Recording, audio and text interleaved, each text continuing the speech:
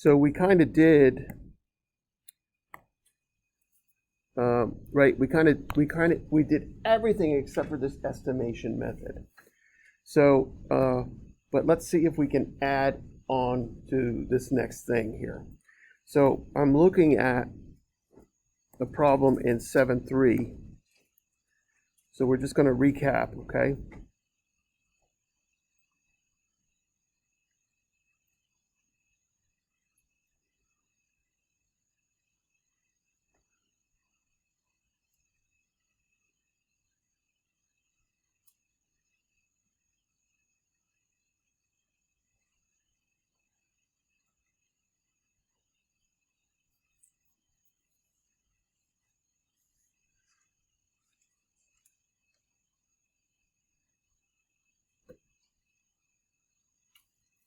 Um,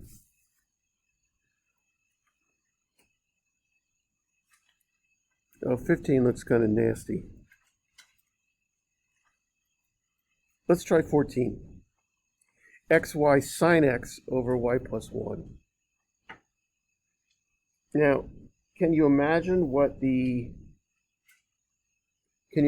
slope field looks like? If I've got a sine x in there, I'm going to see waves, right? I'm going to see waves.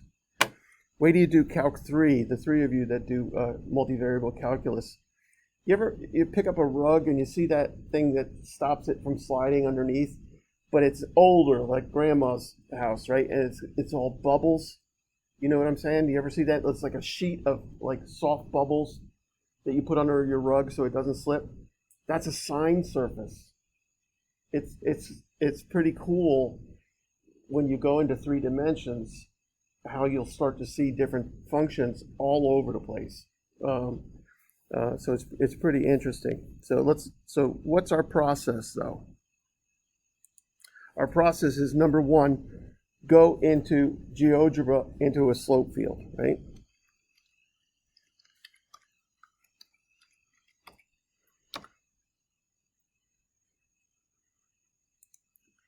And you'll see when I do Euler's method today, I can use that one app that I'm going to give you, which I think is the Juan Carlos. I can do that for the whole process.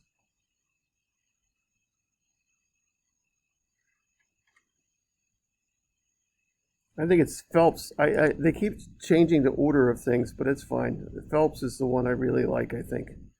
So, but I'm going to change my function.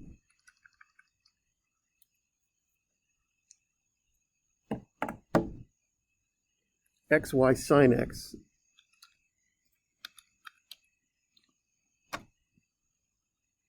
divided by y plus 1. And I'm just worried. I don't know how it behaves well, so if it's a multi-term thing, I'll put it in parentheses. Look at it. Nasty. But we get nice solutions above. We get some weird ones down here, right? Yeah. It's probably a mental capacity issue down here that it just doesn't. It's not. These are the nice solutions, right? So, so we're looking at the slope field. Of course, we're looking at the initial condition if there is one. So let me see my book here again. It was number 14. It's y of 0 is 1. So I'm getting a nice solution at 0, 1.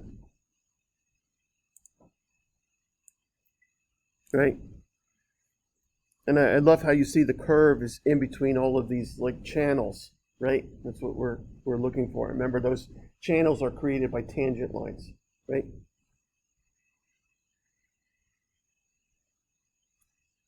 Okay, so we got the original y prime, right, which is our diffie-q. We plotted it on our slope field. If there's an initial condition, we're looking at it as well. And then we're trying to integrate.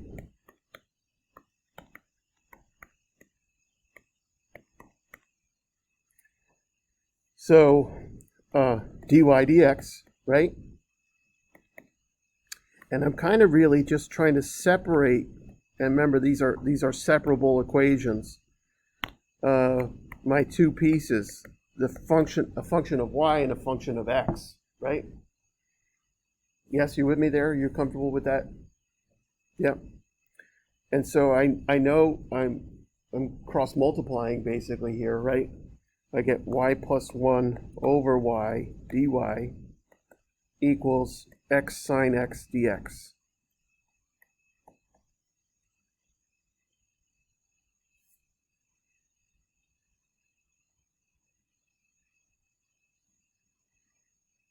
Good. Let's get the general solution now. You're not copying me, you're erasing me, right?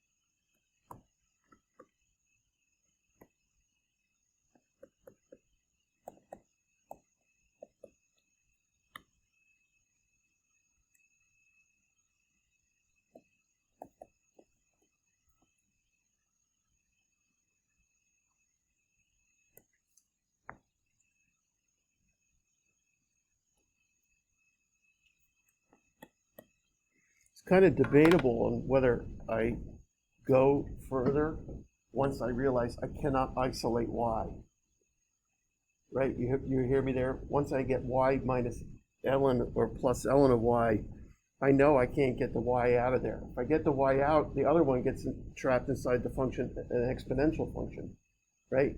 So for me to solve for y here is silly, but on Desmos, I can graph the first box. On Desmos, I can graph the first box. On my calculator, on my Calcosaurus, whatever it is, I cannot. Okay, so kind of debatable on where we go here. This one, I mean, it's pretty ugly, obviously, but I do know my initial condition, right? You with me here? So I know my initial condition. At any point that a constant shows up, I can find that constant with my initial condition. So I think I want to keep the first box. Anybody get there, by the way? Yes? Anybody get this? Yeah, you got to this first box, this green black? Yeah. That's fine. Yeah, it's hard, and it's debatable, right? What to do. And the issue is, in the past has always been, we have this ancient calculator trying to do it, but now we can graph this one on Desmos at least. So let me look at this with the slider C, okay? So I want to do that on Desmos. So I had y plus ln of the absolute value of y. Well, let me do it. I don't know.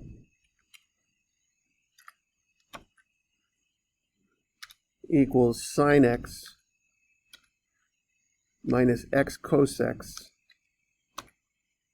plus c. Is that right? Is that where I'm at? It doesn't like my absolute value.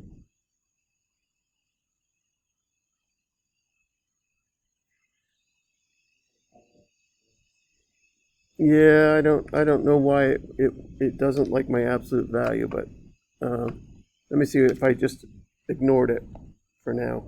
Yeah, look at it, right? You could already see that solution, and it looks like I've already got my answer here. This is 8, 6, 4, 2. It looks like I'm already going through my initial solution here. 0, 1, right? Yes. So there it is. There's my initial value solution, right? So when C is 1, that's my initial value solution. When C is arbitrary, that's my general solution, right? We're okay here? We understanding? Yeah. And so we already know when C is negative, it gets kind of funky, right? Oh, it won't let me move it down. That's interesting. If I get, do you know how to do the absolute value? What do I type? I can put it in parentheses, the y. Yeah, just like mine. Yeah, and then just do that for that. Oh, and then say ABS or what? The this one. Oh, Just that one. Above the enter. above the enter. Yeah, with the upper guy. Yeah, and then that should give me my lower. There it is. Yeah. How sick is that thing look? Oh yeah, there's the crazy one. I like that you get those. Yeah, yeah, this is like a lava lamp to me. Yeah. Press play. Yeah, Make your own lava. that's right. Oh yeah, lava lamp. Ooh. All right. So we got our initial value problem. I tend to give one that I could get you to say y equals, just so you know. But it's good for us to look at one like this in case you do some others. And so let's put our initial value in, right? So y's are 1, right? And x's are 0.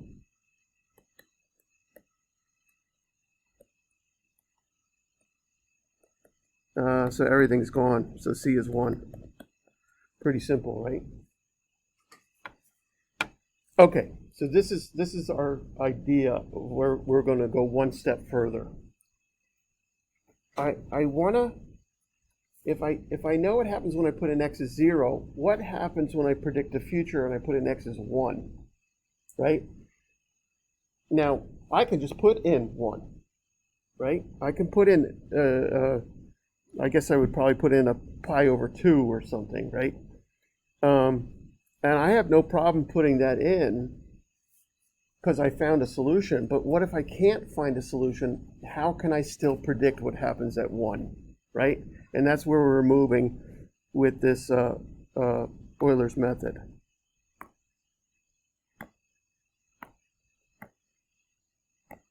So this is in 7.2.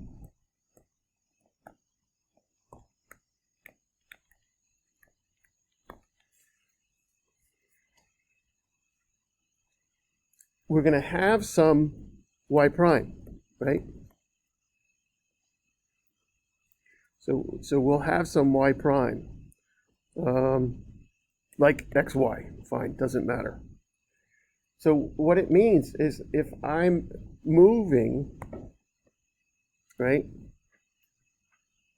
So I have some initial condition, and I can decide how many partitions I want, right? What I'm going to do is move over by my delta x. So I'm going to move over by my delta x, and then I'm going to calculate my slope, right? So remember, I have a differential equation. I have a tangent line here, right? And then I'm going to figure out my next value.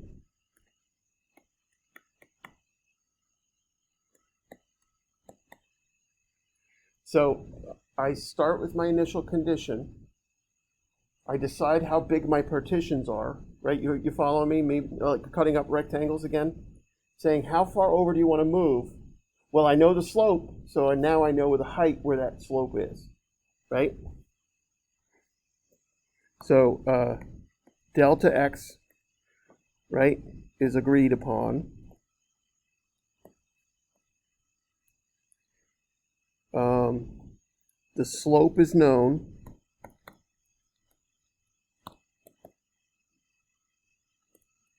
So if I know the slope, right, and I follow that slope up to where my delta x is ended, I know the next value on my function.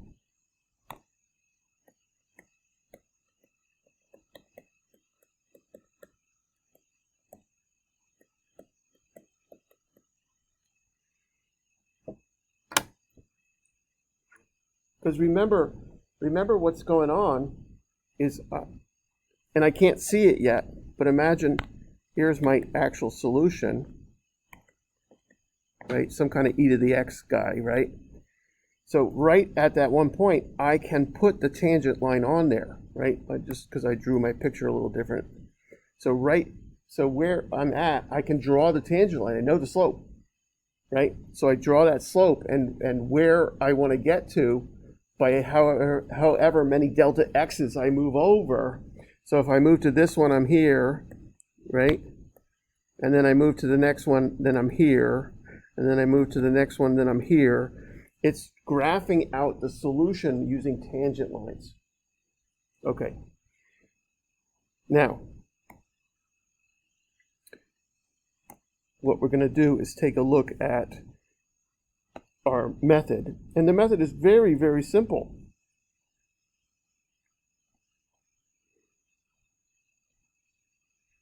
The method is so simple.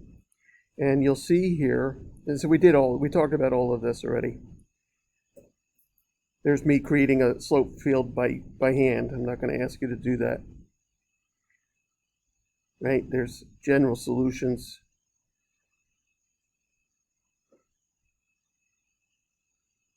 Here it is. And don't let it scare you. It's not that scary.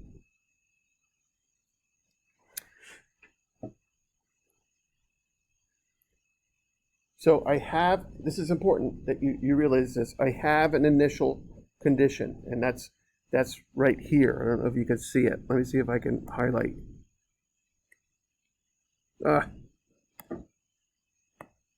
There's my initial condition, right? So when I put in my initial x, I get an initial y, and that's where I'm starting. Remember, I can't solve this particular differential equation, right? If I could, I would. The one I'm going to give you, you can solve, okay? So, but if I can't, like when you're out there working on the field and you notice a pattern of how things are changing, your computer system is going to generate for you, right,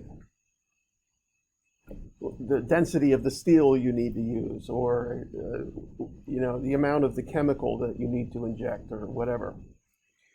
So what we're interested in here is getting to x sub 1, right, or x sub 2, or x sub 3.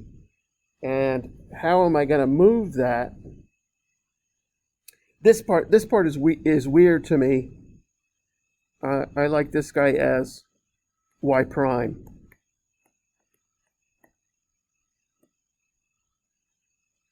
So whenever I see that capital F of x sub y, I'm putting in my diffie-q, okay? But look what it says. It says I'm going to move with a step size of h, right? So if we're moving from 0 to 1, a good value of h would be 0.1, to move by a penny, right? So from 0 to 1, I might take 10 steps in order to figure out what my next value is. So what do I have to do? Every time I'm going to do a next value, right, I'm going to just keep adding h. And remember, what am I doing each time I'm adding h? I'm moving over in my delta x direction. Every time I move over in my delta x direction, I got to get up to where the tangent line would have hit, right? So imagine I'm on the curve, right? I moved over to my piece. I knew what my tangent line was there, so then I can figure out my next y. And here's our formula. Y is the initial y, right? Do you see that? Y is the initial y plus my delta x times what? What is this stuff? That's my diffie-q, that's my slope. So I'm going to say, all right, I was at this height. Okay, let me move over to this h. Let me go up to the slope, and that's my next value, right? Let me go up to where the tangent line would have hit the perpendicular. And that's what this thing is saying.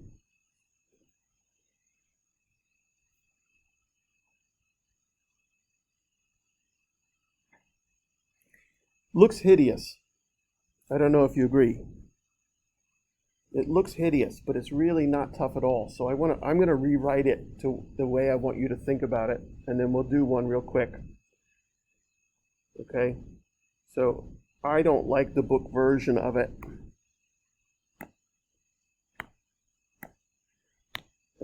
I like something more like this.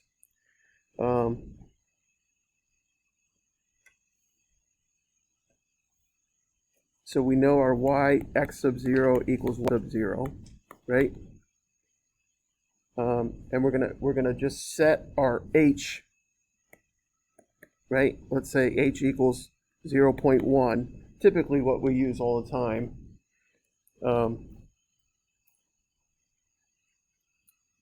And then, so x sub n is x initial plus h. I'm just going to keep adding that delta x over, and y sub n is y initial plus h times the diffie-q. That's how I think of it.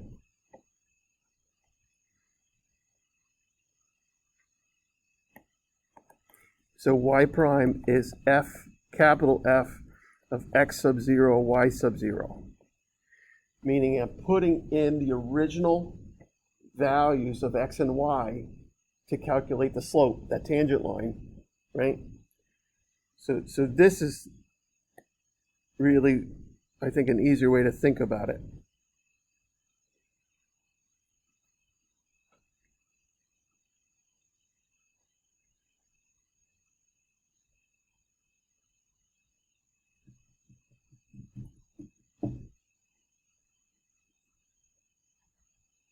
All right, let's start really, really simple with it, okay?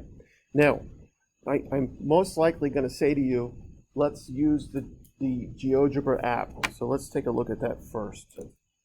So GeoGebra, and I'm searching for Euler's method.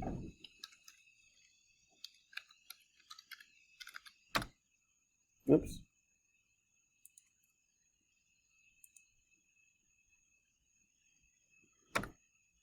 And this is the one I like. I thought it was Juan Carlos, but I don't know what the hell's going on. I haven't taught this in a couple semesters, so. There it is, Juan Carlos.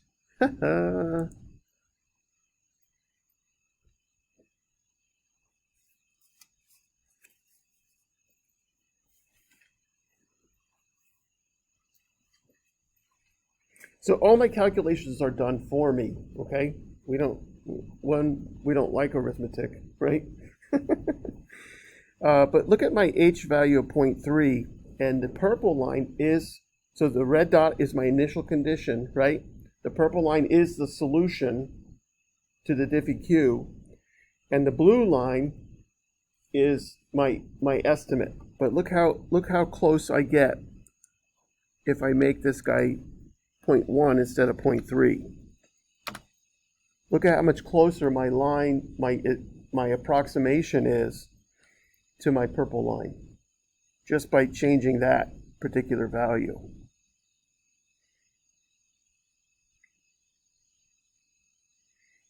Okay, let's do one, then take a quick break. We'll come back, we'll do another one, and then you can stick around if you want to, but I'll give you the review packet as well. I want to do one by hand, one step. I don't want to do 10 steps. I want to do one step.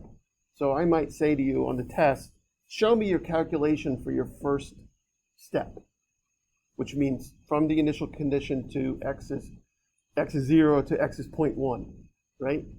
And then we're trying to get all the way to 1, right? We're trying to go to 0.1, 0.2, 0.3, 0.4, 0.5, all the way to 1. We want to see what happens at the very next thing. Let me start with something super easy. I mean, we could do the one we had, y prime equals xy. Right? So there's my function.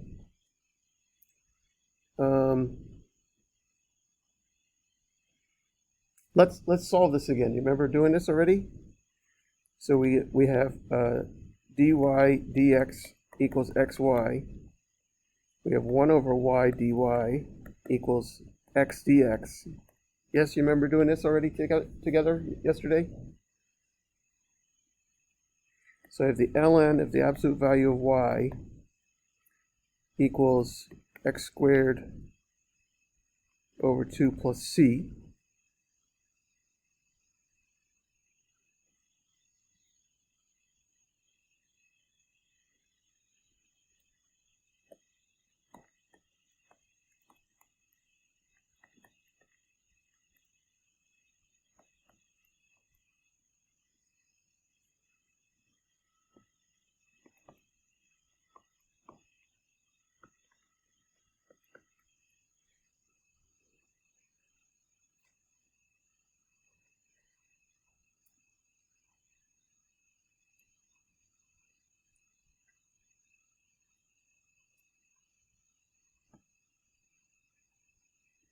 And let's say our initial condition is 0, 1. Which means what? K is 1.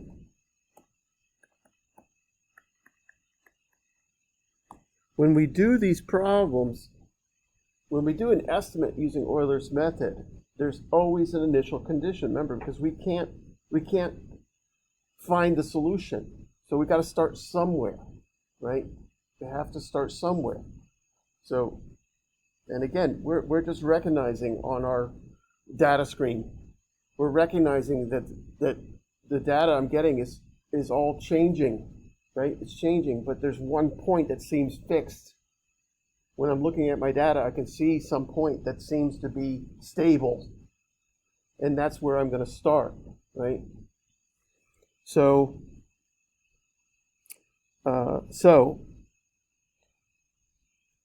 I'm interested in what is y at 1, right? I have an initial condition. I'm going to use the method to find, right, by a step of 0.1. I'm just going to use a step of 0.1 every time, right? If you look at a problem in the book, it might change it. But again, you're going to use the GeoGebra app, even in the homework. So if they say 0.5, do it with point. And usually they'll do a thing like, well, do a step at 0.5, then do a step at 0.2, then do a step at 0.1. And of course, it's just like getting more rectangles, right? You're just going to get a better estimate. Okay. So, function xy, yes? Yes, you with me all on the same one? I like the one, Carlos. My initial condition is 0, 1. So I want to change x initial to 0.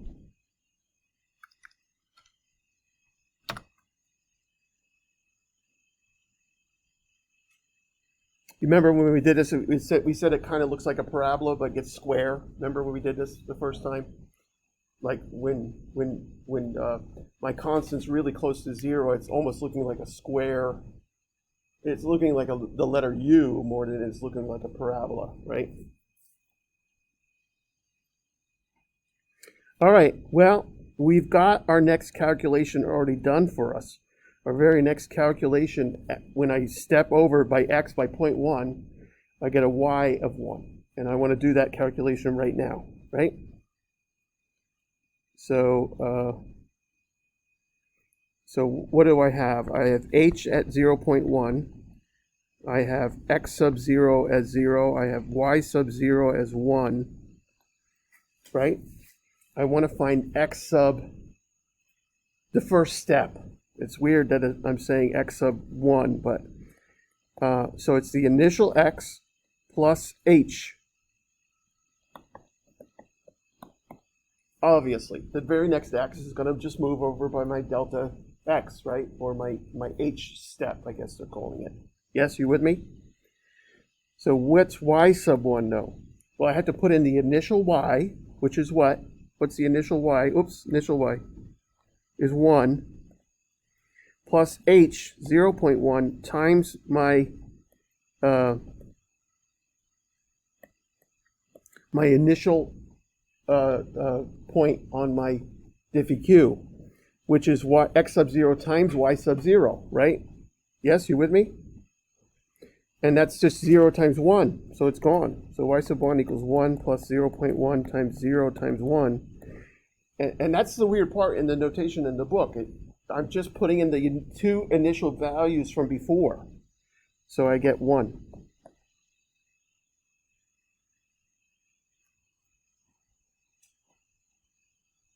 It sucks, I know. But let me rinse and repeat, okay? Ready? Now I'm at 0.1, comma 1. I want to get the next one. I want to get x sub 2, right? X sub 2 is take my initial, the one I had before, and add another h to it. Yes, you with me? So my next x in my list is 0.2. My next y in my list is take the y I had before. What did I have? 1 plus the h times my x times y. But my original, my x times y from before, so that's 0.1 times another 1.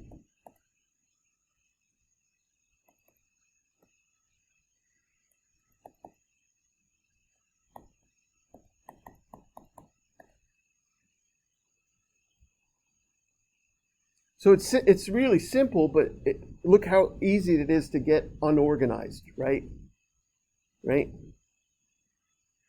So when I'm going to do my first one, I want to realize what my h is and what my original points were. When I do my second one, again, I need my h and my most recent points, right? So look at the calculation there. When I started, I had x sub 0, 0, 1, then I got 0.11, and then I got 0.2 for my x sub 2, and 1.01 for my y sub 2. Simple, right?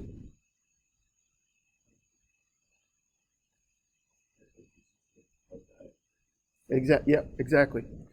And look at what happens at 10. At my 10th step, I finally get to 1. Remember, that's what I wanted to do, and I get about 1.5471. And so what I'm going to ask you to do is plug in that 1.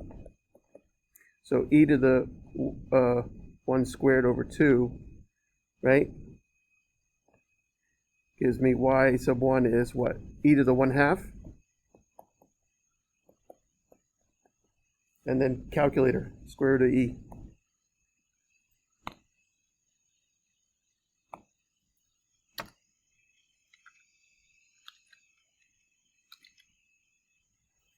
not great, 1.645, right? 1.65, sorry. But, I mean, what are we going to do? What are we going to do with our computer? Am I going to make H 0.1? No, probably 0.01 or 0.001. It depends on how much precision I want to get to. If I went into this thing and changed my H value to 0.01,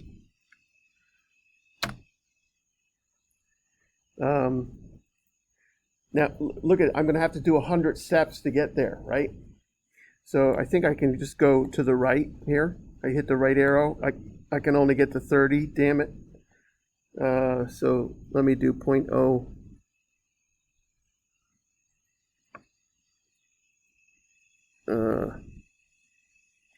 0.09 should get me there.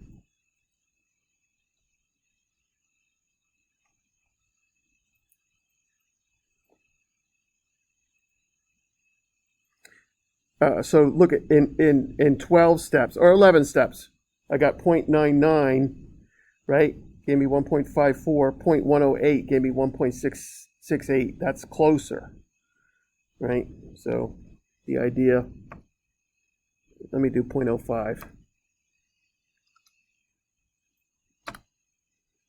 Oh, that'll get me to 1 in 20 steps, right?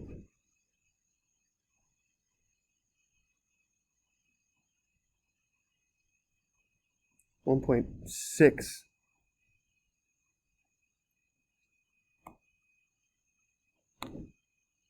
$1.65, right? That's not bad. But the idea, again, is, especially you can see here in GeoGebra, look how close my actual solution is to the estimate solution, right? It's pretty damn close, right? It looks like it's covering it within right? Within 1, it's covered. It's almost exact.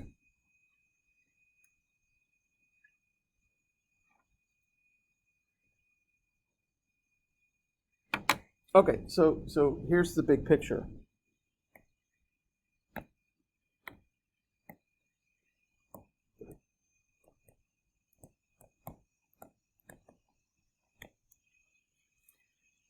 What do we want to do? We want to plot the diffie-q on the slope field. Or better yet, I can go right into Juan Carlos, right? But I'm going to want to have to check my hand-done solution, right? So maybe into slope field and into this applet with the Euler's method. Right? Find the solution. Find the general solution. Use the initial condition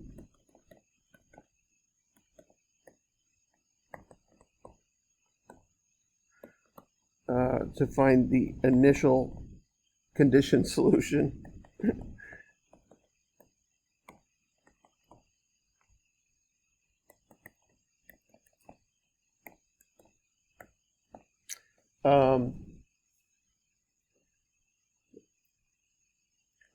Predict f of 1 or f of x sub next. Let's do it that way, right? It's usually going to be 0 and 1 for me.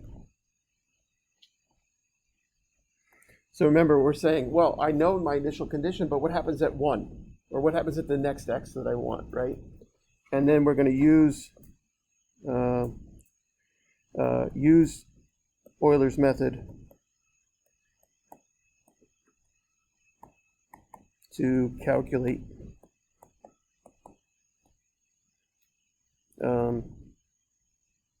f of x sub next.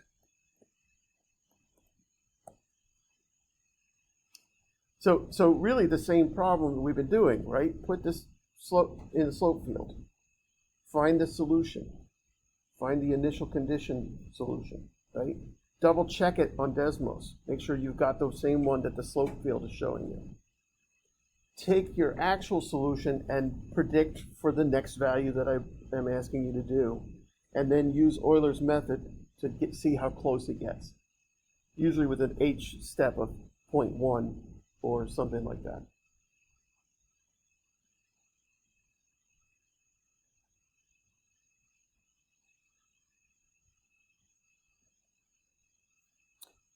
All right, good. Let's take a break. Let me get my review packet copied for everybody. I'll come right back. I should be back in 15 minutes, okay?